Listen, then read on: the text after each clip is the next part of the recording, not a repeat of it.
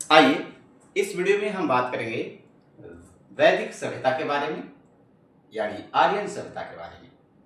यह कब शुरुआत हुई, किन के द्वारा शुरुआत किया गया और इस सभ्यता की क्या कुछ विशेषताएं थी, ये सब कुछ इस वीडियो में जानेंगे। तो आइए सबसे पहले बात करते हैं वैदिक सभ्यता का शुरुआत कैसे हुई और कब हुई। तो बात है भारतीय उपमहाद्वीप में इस सभ्यता से पहले भी एक अन्य सभ्यता अपने अस्तित्व को बना चुकी थी, किंतु उस सभ्यता किसी कारणवश विलुप्त हो जाती है। उसके विलुप्त होने के कुछ 100 वर्षों बाद, लगभग 200 वर्षों के बाद, भारत में एक अन्य सभ्यता अपने अस्तित्व में आई। यह सभ्यता में जो लोग थे वो आर्य जाति के थे। आर्यों के बारे में ऐसा माना जाता है कि वे मध्य एशिया से चलकर भारतीय उपमहाद्वीप के सिंधु नदी या उनकी सहायक नदियों के इर्द गिर्द आकर के बसना शुरू किए और अपना जीवन यापन इन क्षेत्रों में करने लगे। ये घुमंतु प्रवृत्ति के हुआ करते थे। वे इसी क्रम में अपने मवेशियों के साथ इस क्षेत्र में आकर बस गए और यहीं के होकर रह गए।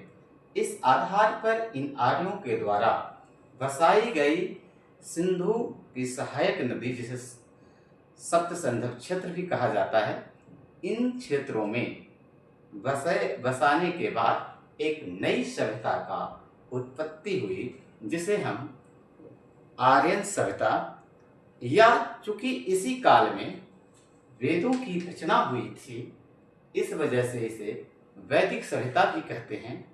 और चूंकि जिस कालखंड के दौरान वेदों की रचना हुई थी उस कालखंड को हम वैदिक युग के नाम से जानते हैं, और यही वजह है कि इस सभ्यता के अलग अलग नाम हैं। क्योंकि आर्यों के द्वारा यह सभ्यता बसाई गई, इसलिए आर्यन सभ्यता। इस काल में वेदों की रचना हुई, इसलिए वैदिक सभ्यता। और जिस कालखंड में वेदों की रचना हुई उस कालखंड को वैदिक युग के नाम से जानते हैं। तो ये वैदिक युग 1500 BC से लेकर के 600 BC के बीच के कालखंड को वैदिक युग के नाम से जाना जाता है। वैदिक युग को मुख्यतः 2 भागों में बांटा गया है। एक पूर्व वैदिक का, यानी वैदिक युग का पहला भाग, और दूसरा उत्तर वैदिक का, यानी वैदिक युग का अंतिम भाग है। तो वैदिक युग का जो पहला भाग है, पूर्व वैदिक काल, वह 1500 BC से लेकर के 1000 BC तक के समय को पूर्व वैदिक काल कहते हैं। इस कालखंड में ऋग वेद की रचना हुई थी। यही वजह है कि इस कालखंड को ऋग वैदिक काल भी कहते हैं।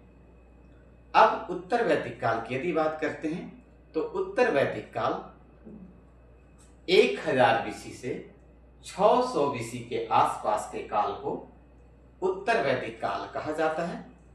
इस काल क्रम में जो अन्य 3 वेद हैं, जैसे सामवेद, यजुर्वेद और अथर्ववेद, इन तीनों वेदों की रचना इस कालक्रम में हुई थी।